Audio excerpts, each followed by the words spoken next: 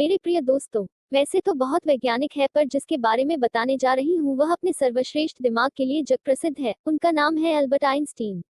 Albert Einstein का जन्म Germany में वुटेम्बर्ग के एक यहूदी परिवार में हुआ। उनके पिता एक इंजीनियर और सेल्समैन थे। उनकी मां पॉलिन आइंस्टीन थी। हालांकि आइंस्टीन को शुरू में बोलने में कठिनाई होती थी, लेकिन वे पढ़ाई में ज्यादा अच्छे नहीं थे। उनकी मातृभाषा जर्मन थी और बाद में उन्होंने इतालवी और अंग्रेजी भी सीखी। 1880 में उनका परिवार म्यूनिख शहर चला गया, जहां उनके पिता और चाचा ने मिलकर electrotechnic fabric J Einstein and C electrotechnics J fabric J Einstein और की नाम की कंपनी खोली, जो कि बिजली के उपकरण बनाती थी। और इसने म्यूनिख के ऑक्टोबरफेस्ट मेले में पहली बार रोशनी का प्रबंध भी किया था। उनका परिवार यहूदी धार्मिक परंपराओं को नहीं मानता था और इसी वजह से आइंस्टीन कैथोलिक विद्यालय में पढ़े जा सके। अपनी मां के कहने पर उन्होंने सारंगी बजाना सीखा। उन्हें ये पसंद नहीं था और बाद में इसे छोड़ भी दिया, लेकिन बाद में उन्हें मोजार्ट के सारंगी संगीत में बहुत आनंद आता था। 1894 में उनके पिता की कंपनी को म्यूनिख शहर में विद्युत प्रकाश व्यवस्था के लिए आपूर्ति करने का अनुबंध नहीं मिल सका, जिसके कारण हुए नुकसान से उन्हें अपनी कंपनी बेचनी पड़ गई। व्यापार की तलाश में आइंस्टीन परिवार इटली चले गए, जहां वे सबसे पहले मिलान और फिर कुछ महीने बाद पाविया शहर में बस गए। परिवार के पाविया जाने के बाद भी आइंस्टीन म्यूनिख में ही अपनी पढ़ाई पूरी करने के लिए रुके रहे। दिसंबर 1894 के अंत में उन्होंने पाविया में अपने परिवार से मिलने इटली की यात्रा की। इटली में अपने समय के दौरान उन्होंने एक चुंबकीय क्षेत्र में ईथर की अवस्था की जांच शीर्षक के साथ एक लघु निबंध लिखा था। 1895 में 16 साल की उम्र में आइंस्टीन ने ज्यूरिख में स्विस फेडरल पॉलिटेक्निक स्कूल, बाद में ईडन जॉसे टेक्निशे होचुले ईटीएच के लिए प्रवेश परीक्षा दी।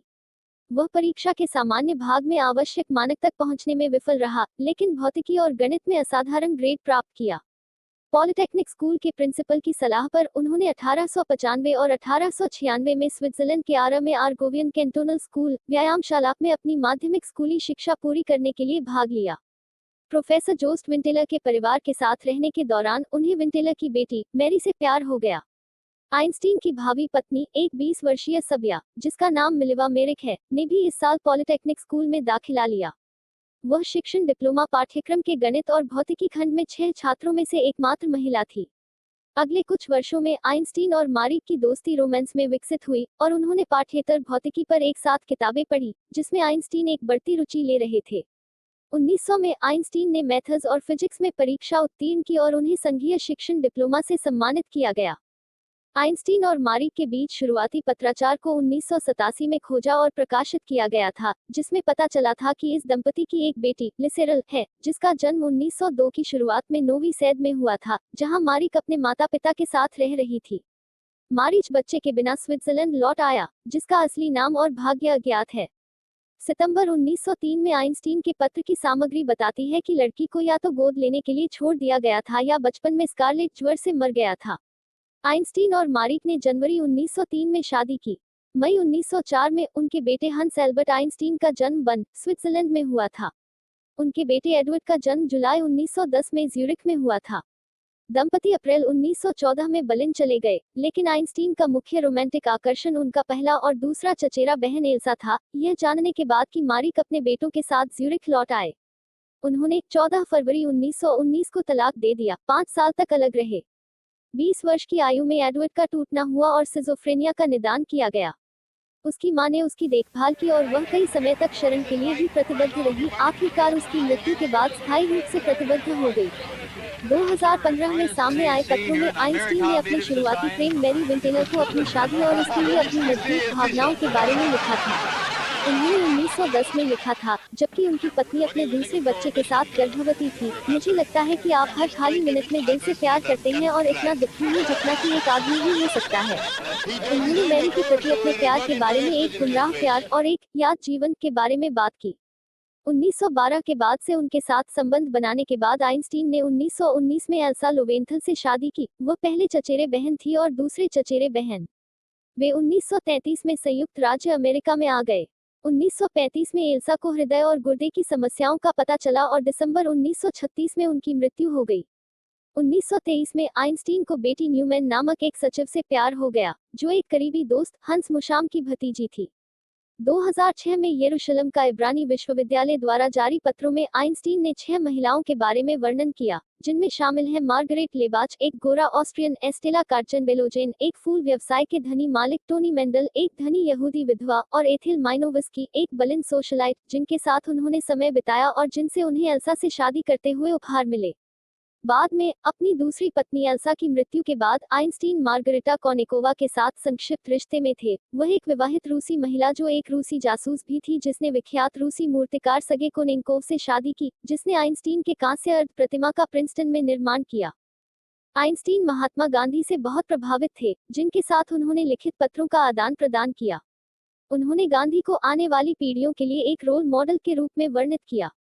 आइंस्टीन ने मूल लेखन और साक्षात्कार की एक विस्तृत श्रृंखला में अपने आध्यात्मिक दृष्टिकोण की बात की थी। 161 आइंस्टीन ने कहा कि उन्हें बारूक स्पिनोजा के दर्शन के प्रति अवैयक्तिक ईश्वरवाद के लिए सहानुभूति थी। वह एक व्यक्तिगत ईश्वर में विश्वास नहीं करता था जो खुद को मनुष्य के भाग्य और कार्यों से चिंतित करता है, एक दृश्य जिसे उसने भोले के रूप में वर्णित किया है। 11 उन्होंने स्पष्ट किया, हालांकि मैं नास्तिक नहीं हूँ, खुद को अज्ञेयवादी कहना पसंद करते हैं, यह गहन धार्मिक अविश्वास। यह पूछे जाने पर कि क्या वह एक पुनर्जन्म, मृत्यु के बाद का जीवन में विश्वास करते हैं, आइंस्टीन ने उत्तर दिया, नहीं, और एक जीवन मेरे लिए पर्याप्त है। अपने पूरे जीवनकाल में आइंस्टीन ने सैकड़ों किताबें और लेख प्रकाशित किए। उन्होंने 300 से अधिक वैज्ञानिक और 150 गैर वैज्ञानिक शोध पत्र प्रकाशित किए। 1965 के अपने व्याख्यान में ओपेनहेमर ने उल्लेख किया कि आइंस्टीन के प्रारंभिक लेखन में कई त्रुटियां होती थीं, जिसके कारण उनके प्रकाशन में लगभग 10 वर्षों की देरी हो चुकी थी। एक आदमी जिसका त्रुटियों को ही सही करने में एक लंबा समय लगे, कितना महान होगा। वे खुद के काम के अलावा दूसरे वैज्ञानिकों के साथ भी सहयोग करते थे, जिनमें बोस आइंस्टीन के आंकड़े, आइंस्टीन रेफ्रिजरेटर और अन्य कई आदि शामिल हैं।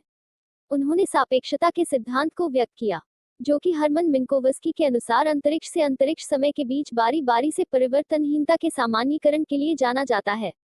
अन्य सिद्धांत जो आइंस्टीन द्वारा बनाए गए और बाद में सही साबित हुए, बाद में समानता के सिद्धांत और क्वांटम संख्या के समोष्ण सामान्यीकरण के सिद्धांत शामिल थे। एक विश्व प्रसिद्ध सैद्धांतिक भौतिकविद थे जो सापेक्षता के सिद्धांत और द्रव्यमान ऊर्जा समीकरण E=mc2 के लिए जाने जाते हैं। उन्हें सैद्धांतिक भौतिकी, खासकर प्रकाश विद्युत उत्सर्जन की खोज के लिए 1921 में नोबेल पुरस्कार प्रदान किया गया। आइंस्टाइन ने विशेष सापेक्षिकता 1905 और सामान्य आपेक्षिकता के सिद्धांत 1916 सहित कई योगदान दिए। उनके अन्य योगदानों में सापेक्ष ब्रह्मांड, केशिकीय गति, क्रांतिक उपच्छाया, सांख्यिक मैकेनिक्स की समस्याएं, अणुओं का ब्राउनियन गति, अणुओं की उत्परिवर्तन संभाव्यता, एक अणु वाले गैस का क्वांटम सिद्धांत, कम विकिरण घनत्व वाले प्रकाश के ऊष्मीय गुण, विकिरण के सिद्धांत, एकीकृत क्षेत्र सिद्धांत और भौतिकी का ज्यामितीकरण शामिल है। आइंस्टीन ने 50 से अधिक शोध पत्र और विज्ञान से अलग किताबें लिखी। 1999 में टाइम पत्रिका ने शताब्दी पुरुष घोषित किया।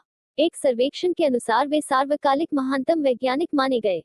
आइंस्टीन ने 300 से अधिक वैज्ञानिक शोध पत्रों का प्रकाशन किया। 5 दिसंबर 2014 को विश्वविद्यालयों और अभिलेखागारों ने आइंस्टीन के 30,000 से अधिक अद्वितीय दस्तावेज एवं पत्र की प्रदर्शन की घोषणा की है। आइंस्टीन के बौद्धिक उपलब्धियों और अपूर्वता ने आइंस्टीन शब्द को बुद्धिमान का पर्याय बना दिया है। तो दोस्तों, कैसा लगा आइंस्टीन के बारे में जानकर हमें कमेंट में जरूर बताएं। थैंक यू दोस्तों।